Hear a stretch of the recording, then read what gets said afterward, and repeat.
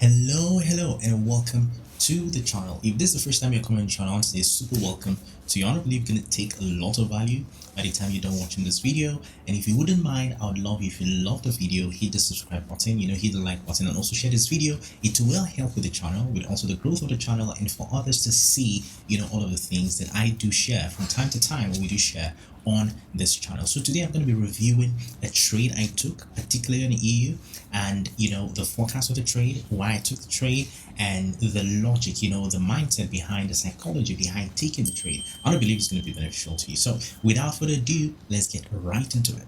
Okay, so here we go. So this was the trade. So this is basically EU, and I'm going to show you essentially why I took this trade. So it's a 1 to 3 trade. It wasn't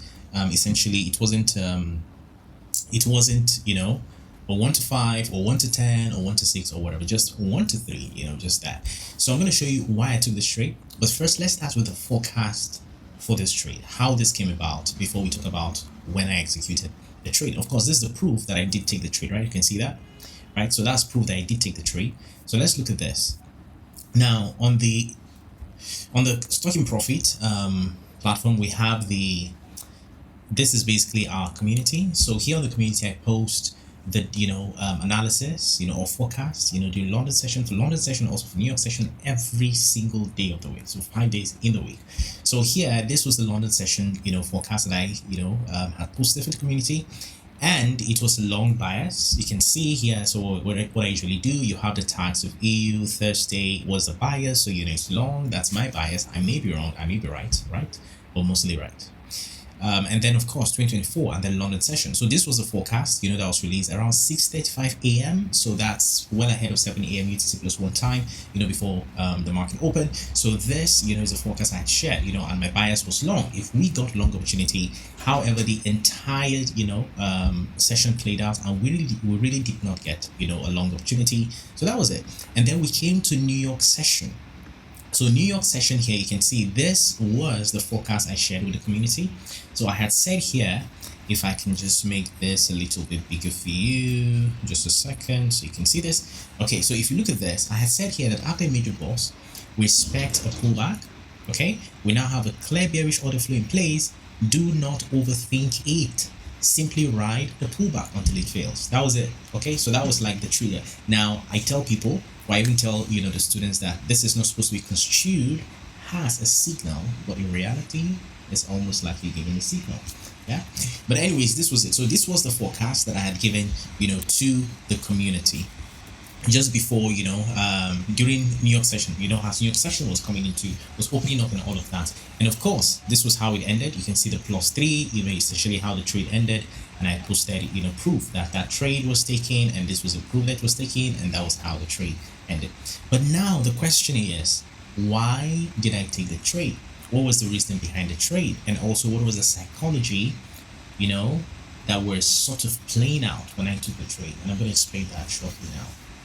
So just before I go into that, by the way, of course I just have to do this, right? So this is ParutoCapital, and ParutoCapital, essentially, we're a trading education company. So if you want to learn how to trade, you want to master your psychology, you want to master your technical analysis, understand fundamental analysis, and bring all of those together to make you a super powerhouse when it comes to trading, then this is a place for you. So we currently have 10% off promo going on, so take advantage of that. Just type stocking profit, and then you have 10% off, literally. ParutoCapital basically has come a long way in terms of students who are benefiting from materials. We're currently at over 50 plus countries in terms of students, reach of the materials we've released, and all of that.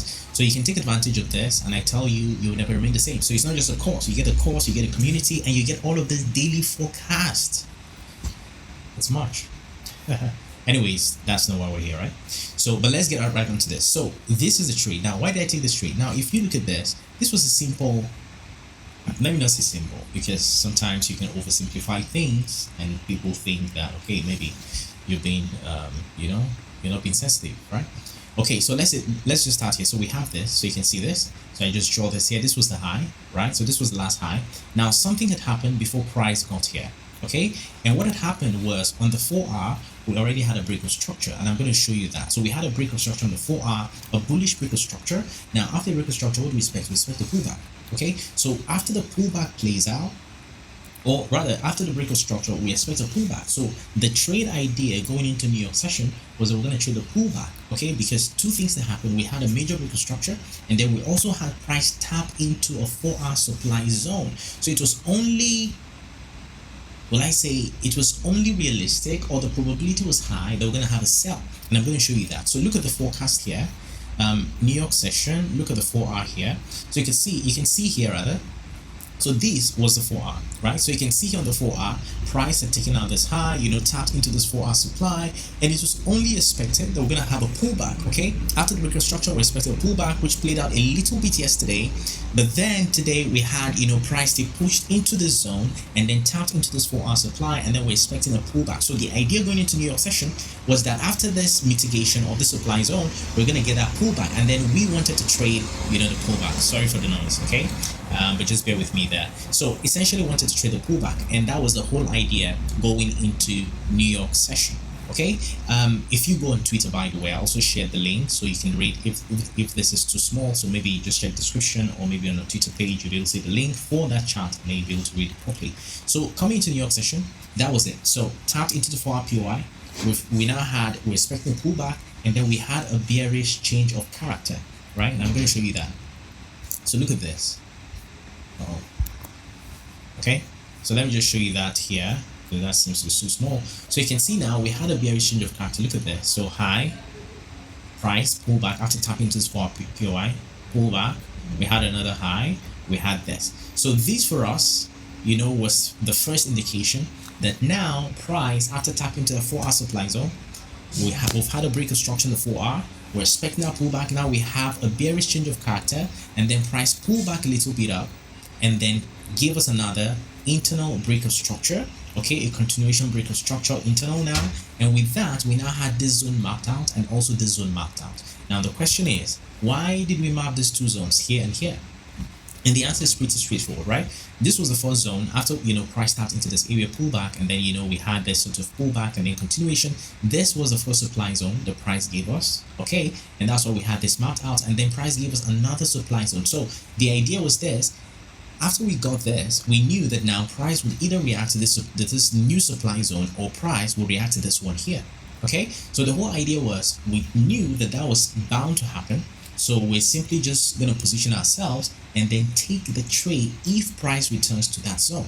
So for me, what I did was I knew that price was going to either react to this or react to this. So what I did was I had an entry here, and then I also had another entry here just peradventure. Okay, price decides to do what it does whenever it wants to do whatever it wants to do, and price decides to violate the supply zone and tap into this. We're still going to have run, we're still going to be part of the trade and take that pullback. So essentially that was the idea behind the trade. So immediately we got these two supply zones here and here. I had an entry here, I had an entry here. When price pulled back, tapped into it, you see price came so close.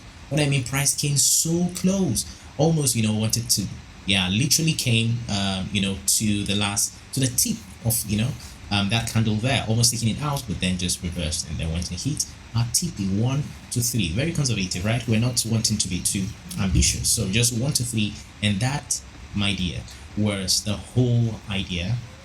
Or that was the whole, that was everything about how the trade played out and why I took that trade. Okay, so it was London open, price had given us a supply zone, we had everything we needed to take that trade. There was no reason to be fidgety, there was no reason to be afraid, there was no reason to second guess ourselves. All we needed to do was to execute, and I executed and got a 1 to 3. Okay, and this is the proof. You can see the proof there. I actually did get the 1 to 3. Okay, so hey, this is it. I want to believe you've taken a thing or two from this. You love this. If you do, leave a comment in the comment section. Ask some question, and I'll be available to respond to your questions. Do like this video, subscribe if you haven't subscribed. Please help the channel, and I'll see you next time. Bye bye and cheers.